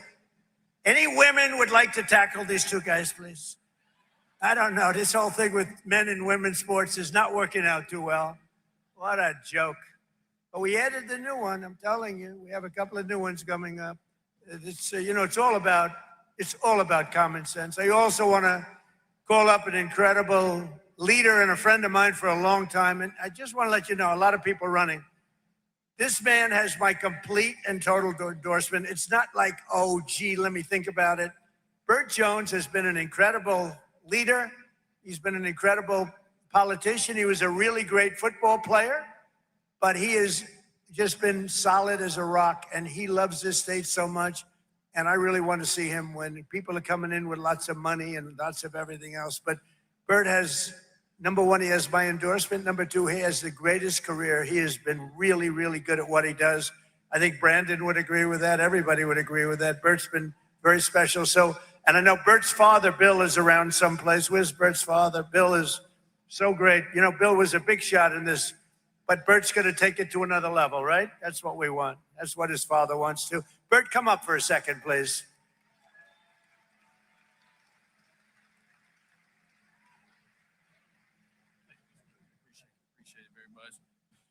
Well, needless to say, is he not the finest president that we've ever had in our lifetime? And I appreciate the compliment, Mr. President, but I can promise you I don't even sit in the same room with Gunnar Stockton and Herschel Walker in my playing days. In fact, I asked Gunnar Stockton, how many SEC championship rings do you have? He said, maybe 3, 4, something like that. I was like, we only got one when I played, you know, and that shows you how he's a great football player, but he's an even better young man. So I just really appreciate being with him today. But I want to tell you this real quick. The reason why I've supported Donald J. Trump since 2016 through 2020 to 2024 is because he has done exactly what he said he's going to do for this country. When he said he's going to put America first, he did just that. He shut down the border. He's bringing jobs back to this country. He's making us the top world leader on the world stage. People now fear the United States and respect us all at the same time, which is very good. But when we were traveling down the roads here in Rome, Georgia, he was asking me all these questions, and I was sitting here, well, you know, I'm not really from here, Mr. President, but I can tell you as much as I want to tell you. I was like, Rome, Georgia is blue-collar America. Rome, Georgia is a place where they've got great law enforcement because they got a good sheriff here. They got great healthcare services right here. They got great leaderships like Katie Dempsey right here. And it is a microcosm of what this country looks like. And so if we want to keep Georgia red, which we do, we need to elect America first, Trump endorse, candidates across the board, and I'm so proud to have his endorsement right here, because us taking that Senate seat back and keeping the governor's seat in the Republican column starts right here in the 14th district right here. So we got to have your support, and we appreciate you, and we appreciate everything you do, Mr. President, because you are the best. So thank you very much. Thank you, Bert. Great job. You got to get out and vote for Bert. That whole group. You may have heard that last year the murder rate saw its single largest decline in recorded history to the lowest level in 125 years. With us today is a tough on-crime district attorney here in Northwest Georgia who helped achieve that feat, putting violent criminals behind bars where they belong. And I just want to introduce you because I know he spoke before for a couple of minutes, and I heard what he said, and I loved what he said. It just made me even feel stronger about him. He's an incredible young guy. He's going to be, I think he's going to be just a total winner, and it's what we want. Clay Fuller. Clay, you got my total and complete. Come on up if you want, Clay. Come on up. We want to vote for Clay. He's going to take it home. Total winner. Everybody loves him.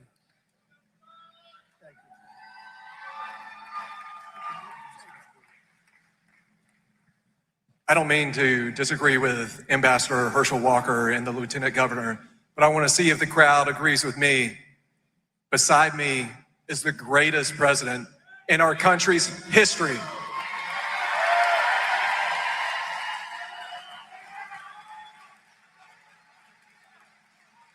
Mr. President, I know you like a winner, and that's what we're going to do on March 10th.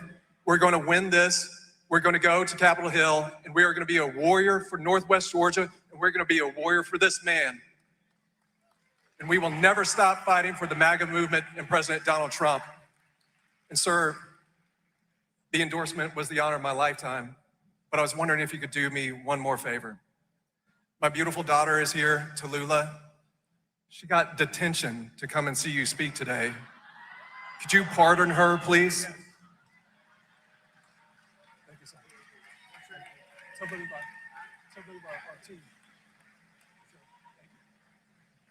Thank you, Clay. Tallulah, where's Tallulah? Stand up, Tallulah.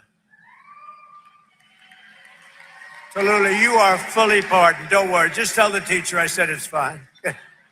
And you have a great father. We got to get out and vote for him, Tallulah. Thank you. Thank you, honey. Our tax cuts, regulation cuts, energy price cuts, and job-creating trade policies are rapidly pulling America out of the economic disaster that Biden and the horrible people that he surrounded himself with. He wasn't calling the shots. He wasn't calling the shots. The auto pen people were calling the shots. Whoever the hell worked the auto pen. I don't know how he did it. You know, I have people, sir, would you sign this? We're making a 4-star general. Sir, would you sign this? We're doing a big plant. Would you? They're all important. You don't give that to an auto pen. It's so different. Bueno, pues Donald Trump que dice que se van a perder una carrera en 50 años, que no van a perder ninguna carrera en 50 años y que no van a aprobar las leyes electorales. El presidente de Estados Unidos que ha dicho a los republicanos que no van a perder una carrera durante 50 años si logran aprobar ese conjunto de leyes electorales, incluido el fin del voto por correo. En sus palabras dice que nunca van a perder esa contienda en 50 años y que no perderán ninguna más, que quieren identificación del votante y que quieren también una prueba de ciudadanía y que no quieren papeletas de por voto por correo. En sus palabras, Donald Trump dice que los demócratas no quieren que se lleve a cabo esta nueva ley porque ellos son los que hacen trampas y entonces se verían afectados. Vamos a seguir escuchando al presidente. Because they can't get away with the gig. It's all a con job with them. Airfares, hotels, car payments, rent, sports events, groceries. Everything's down. Everything's down. Dairy, eggs, potatoes and chicken. Core inflation is now the lowest of any time in more than 7 years. The last 3 months, we've had the lowest inflation we have had in over a decade. The last 3 months, it's 1.4%. we had record inflation. You don't have it anymore. I'm going to make a State of the Union address on Tuesday. I hope you're going to watch. And we're going to be talking about it. But you don't hear the word affordability. You know, they just say the word. They look at the camera, say affordability. And I'd be watching, I'd say, oh, I can't believe it. Do people believe it? They would say affordability, everybody would say, oh, Trump's caused. No, they caused the affordability problem, and we've solved it. And we're going still lower, but we've solved it. But more importantly, we've brought back the American dream, and we have a country, I think, that within the next 12 months, maybe sooner, but within the next 12 months, it's going to be the greatest it's ever been. I don't think we've ever seen anything. When Seymour told me yesterday, he said, we've never seen numbers. We're going to have an explosion of success, and that's exactly. And the more successful our country, the more successful everybody in this room is. And under Biden, real wages plummeted by $3,000 a year. And there's still much to do, frankly, but our numbers came up. We outpaced inflation for the first time in decades. We increased wage gains for a typical worker, outpaced inflation by over $1,400. For miners, it was $2,200. And for the typical worker at factories like this one, it was almost $4,000 a year that we outpaced inflation. And that hasn't happened in many, many years. Every day we're fighting to reduce costs and bring down prices for hardworking citizens, including crushing costs on healthcare. And in fact, I read a nice story a few months ago. I love to read things about healthcare. Can you believe it? I didn't used to read it, now I read it. And what happened is I see that healthcare was spending, insurance companies are getting from our country for healthcare trillions and trillions of dollars. And their stock prices have gone up by as much as 1,700%. How would you like to invest in those stocks? 1,700%. And I said right then and there, I said, and it went viral. And knowing nothing about it, it went viral. I said, we shouldn't pay the insurance companies anymore. We should pay the trillions of dollars directly to the people and let the people buy their own health care. Put it in a healthcare account, and people loved it, and we're looking at it. We're looking at it. The problem is the Democrats are totally bought off and taken care of by the insurance companies, so they don't want to do it. They don't want to do it because they're captive to the insurance companies. Under our most favored nation agreements, and this is the thing that I think every Republican should win on, even if you hate them in every other way. Agreements for drug prices, that we're slashing drug prices by 400, 500, even 600%. Nobody's ever seen anything like it. Because we were paying the highest drug prices in the world, and now we're paying whatever the lowest price is in the world. That's the price we're paying. And to do that was also tariffs. I called countries. When I finally got the healthcare companies, the people that make the drugs to do it, and remember, that's going to lower your health care because medicine's a big part of the drugs, and it's coming down at numbers like that. But I got the drug companies to do it. And then they said, doesn't matter, you'll never get the countries to do it because the countries had to agree. So a pill that's selling for $10 in New York is selling, let's say in London, in New York is selling for $130, 13 times more. Think of that, 13 times more. So they said, there's no way they'll ever do it. I said, yes, there is, 100%. I started calling the heads of countries. Like France, Emmanuel Macron, he's a good guy. I said, Emmanuel, you're going to have to double the price of see, the world is bigger, so you don't have to bring it up like to the middle. They would have to double or triple the price, but that's a lot for a politician. I said, Emmanuel, you're going to have to lift your price by double or triple. No way, I will not do that, Donald. Why would I do that? I would be out of business. I said, no, you're going to do it 100%. No, no, no, I will not do that. I will not do that. Yes, you will. You're going to do it. And he said, no, no. I said, here's the story. If you don't do it, I'm going to put a 100% tariff on all of the wine and champagne that you sell into the United States. And you know what he said? I will do it. I will gladly do it. And that's going to cost you many, many times more, right? Howard heard me. With many people. I called Germany. I called many, many countries. Spain, no, Spain was no. We won't do that. He laughed at me, thought I was a fool. We won't do that, sir. Why would I do a thing like that? Because I'm going to charge you tariffs if you don't, and the tariffs are going to cost you much more than what we're talking about. And they all said, like I said, we'd love to do it. We'd be honored to do it. So the Republicans should win on that alone. Your drug prices are coming down by 70, 80, 90%, or, depending on the way you figure it, 500, 600, 700, 800, 900%. Think of it, depending on the way you want to calculate. There's two ways of calculating that number. We're also expanding the dream of home ownership, and we are really right now in American dream territory. One of the biggest factors driving up housing costs was the Biden border invasion, which brought in millions and millions of people flooding into your communities, getting government subsidies on homes. Foreign-born workers now make up over 1/3 of all demand for Georgia housing, driving up rent and housing costs. Now that we've secured our border, we stopped the invasion. Think of this. Millions of people came through our border every single year. Millions and millions of people. In the last 8 months, I don't even believe this could be possible, but it's close. 0. And that's done by radical left Democrats. Now, not one person in the last 8 months has come through our border, except if they come through legally.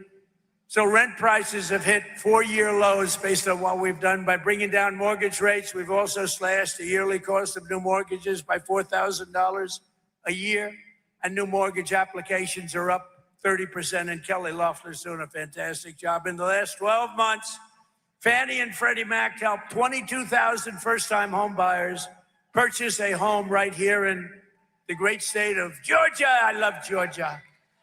We won Georgia big, didn't we? Too big to rig. It was too big to rig. Vote for Burt Jones, vote for Fuller. To continue this trend, I'm ending the scam of Wall Street firms and large institutional investors buying up all of the single-family homes all over. They go in, they buy 10,000 houses. Then people come out and they say, we can't buy a house. I ended it. Now you go out and buy a house. They can't do it anymore. Georgia was affected by this issue more than almost any state in the union, but America will not become a nation of renters. We're not going to have a nation of renters. That's why I recently signed an executive order to ban Wall Street and large institutional investors from buying those single-family homes. Can't do it. Not allowed to do it. Not allowed to do it. They were buying tens of thousands of houses, just buying them and putting them in the market for rent.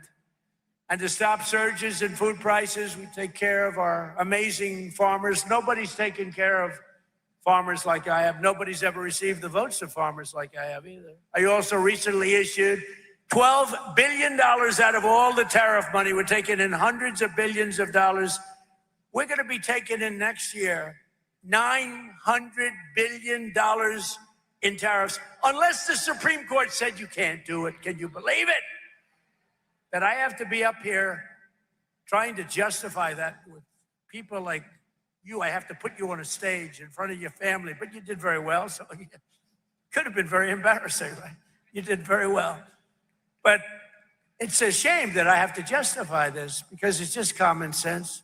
We took in hundreds of billions of dollars. Out of that, I gave $12 billion to our farmers because they were taken advantage of by many, many foreign nations.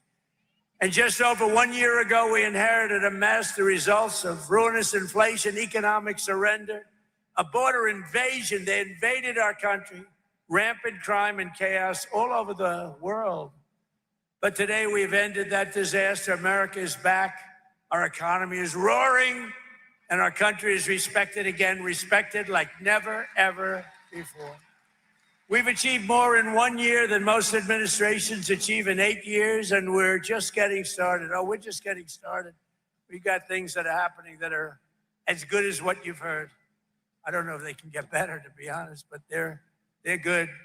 With the help of Georgians, we are here today. We're going to have you do something. We're going to have you keep on working, keep on fighting Together we're going to make America great again. You know, I came up with that phrase a long time ago, make America great again. Who would have thought?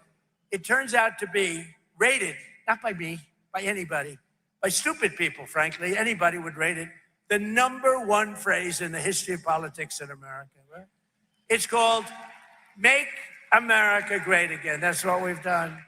And when the past administration and guys like Barack Hussein Obama, have you heard of him? When they get up and they say, we will stop MAGA, we are going to fight MAGA, we must stop MAGA. I'd say, no, no, MAGA means make America great again. You don't want to stop that. And we're doing that, and we're doing it at a much more rapid pace than we ever thought possible. Even the enemies are saying what's happened in this country in 1 year is a miracle. It's not a miracle. It's common sense. It's smart people working with incredible people like you, the people of Georgia. I want to thank you very much. And to this steel mill, I'm going to come back here in 2 years. I'm going to look it up. You'll be 3 times bigger, and I appreciate it. Great words. Thank you very much, everybody. Thank you.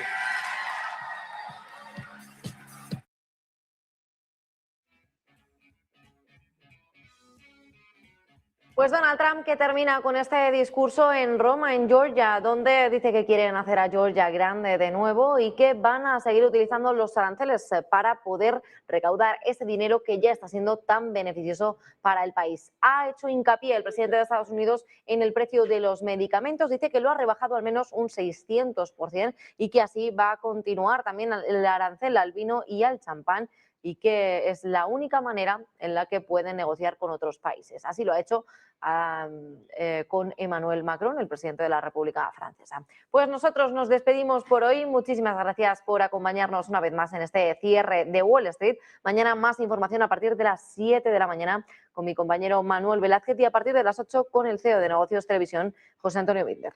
Descansen.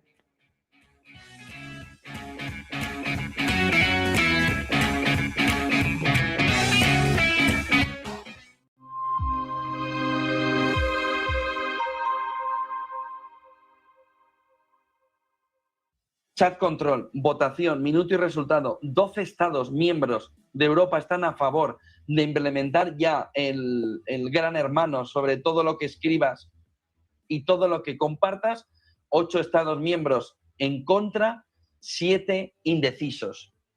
En lo que ahora mismo es la gran partida alrededor de ese chat control que va a marcar gran parte